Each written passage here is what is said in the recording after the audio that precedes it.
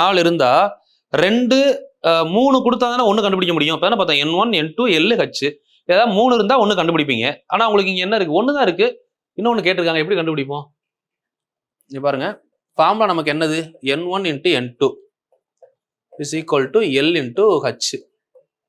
Okay, இரு எண்களின் பெருக்கற்பலன் அப்படின்னு கொடுத்துட்டாங்க.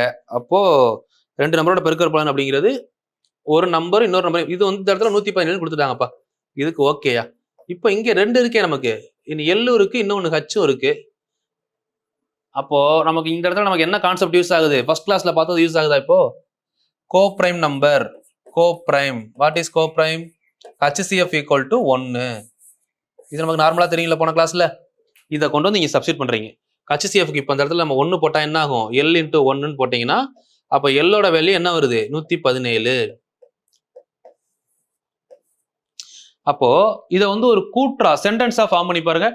ஒரு சார்பக இரு சார்பகா எண்களின் மீச்சிமா என்பது இரு எண்களின் பெருக்கற்பலனுக்கு சமமாக இருக்கும். சரியா தவறா? இரு சார்பகா எண்களின் மீச்சிமா என்பது அவற்றின் பெருக்கற்பலனுக்கு சமமாக இருக்கும்.